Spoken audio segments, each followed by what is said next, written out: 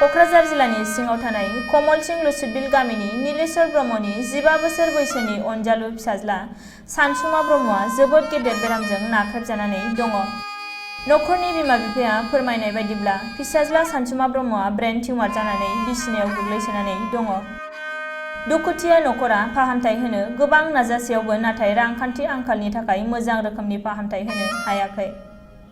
नखरनि धोन, हा-हु, मोसौ आरो मुवा बेसादफोर फाननानैब्लाबो गथ'साखौ दुखु खस्थ'यै फाहामथाय होदोंमोन। नाथाय गोबां खेब फाहामनायनि उनावबो सानसुमानि देहाया गाहामाव फैनो हायाखै। गाहाम जानायनि सोलाय गथ'साया ब्रेन टिउमार जाजानानै मेगननि नुनाय गोहोआबो खम जालांबाय होननानै नखरनि बिफाया दुखुजों फोरमायदों। दुखुथिया नखरा मिजिंथिनानै दिनैसिमबो गथ'सानि मोजां देहानि थाखाय जोबोद आसायै रायजो राजाफोरनि हेफाजाब मोनगोनखौ मिजिं लानानै दङ। आरोबाव सरखारनि नोजोराव गोग्लैनानै फाहामथाय मोनगोनखौ मिजिं खालामदों। बेनिखायनो अनफावरि गोसोजों नोंथांमोनहा अनसुंथाइ हरनो सानोब्ला स्क्रिनाव होखानाय एकाउन्ट नम्बराव जा हायो थाइसे थाइनैबाबो अनसुंथाइ हरनो आरज खालामदों बिमा-बिफाया। आरो नोंथांमोनहा सोरबाफोर नखरजों जगाजग खालामनो सानोब्ला जानबुं नम्बर 7099115022 आव कल खालामनानै मिथिबावनो हागोन। खुलुमबाय रायजो राजाफोरनिसिम। दिनै आंनि फिसाला सानसुमा ब्रह्मआ लोमजानायानो मास मोनसेयानो जाफ्रामबाय। दा बे मास मोनसे जानायाव आङो मथा मथि आगोलाव नायदोंमोन। ओजों डाक्टारनाव देखायहैबाय। दा जन्दिसबो मोन्दों, टाइफयडबो मोन्दोंलाय आगोलाव। दा बेखौ फाहामनानै दाना मानसियाथ' राखां जाथारलायबाय। राखाङैखाय आङो दाना माबायाव डाक्टाराबो बुंखादों बेखौ डाक्टार गिदिरनाव देखायफिनबावदो होननायलाय आङो लानानै थांबाय क'क्राझाराव सिभिलाव। दा सिभिलाव देखायहैनायाव मोनबाय मा टिउमार ब्रेनाव नांदों एसे होननानै बुंबाय। दा टिउमाराबो मोननै मोनदों। दा बेखौ दा फाहामनो होननानै आङो थिनहरनायलाय गुवाहाटियाव थांबाय। गुवाहाटियावबो नायबायबो। नायनानै दानाथ' आङो माबाखौ हायाखिसै, थाखा फैसानि खोथा। साननै दोननानै आङो मानसिखौ थाखा जोबनायलाय लाना फैफिनबाय आं। लाना फैनानै न'आव बिदिनो दोनफैनायानो जाहैबाय। दाथ' आङो लांनोनो जेबो अबस्थायानो गैला। मोसौ मोसा फानजोबलांबाय आं, हा-हु फानजोबनांबाय। जेबो राहायानो गैला।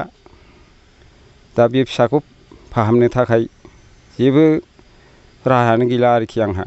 दा बिदिखायनो आङो रायजो राजाफोरनिसिम आङो अनसुंथाइ एसे मोनो खोमा होननानै आङो आरो सरखारनिफ्राय एसे अनसुंथाइ मोनो खोमा होननानै आङो हेल्पार होगोन खोमा नंनानै आङो दा नैबे सारमोनखौ लेंहरनाय जादों, रिपर्टारफोरखौ। दा बेखौ बुंनानै आं दोनथ'नाय जाबायानो। खुलुमबाय रायजो राजाफोर। आं दा मा खालामबावनो, आंनि फिसाखौ लांनो थाखाय जेबो राहायानो गैला। ओमफ्राय आङो बेखौनो आङो बुंनो सानदों जाहाथे आङो गिदिर गोलावफोरनिफ्रायबो एसे अनसुंथाइ मोनो खोमा साननानै आं नैबे खौरांगिरिफोरखौहाय आंनि न'आवनो लेंहरनानै आं बिसोरखौ लेंहरनानै आं माबायाव हगारनो थाखाय आं लेंहरनानै बिदि खालामनाय जाबाय आरो। जाहाथे हायोबा अननानै रायजो राजाफ्रा एसे अनसुंथाइखौ हरो खोमा होननानै। ओमफ्राय आङो दा आंहाथ' लांनोनो जेबो राहायानो गैला। आंनि फिसाखौ मारै फाहामनो हाबावनो, जेबो गैला आंहा मोसौ मोसा। डाक्टारा फाहामनायनि थाखाय बेसेबां नांगोन होनदों? डाक्टारा फाहामनायनि थाखाय गोबां रां बिदोंमोन। आं बेखौ माजों दिरुनबावनो, बिनिखायनो आङो माजों लांनो हाबावनो।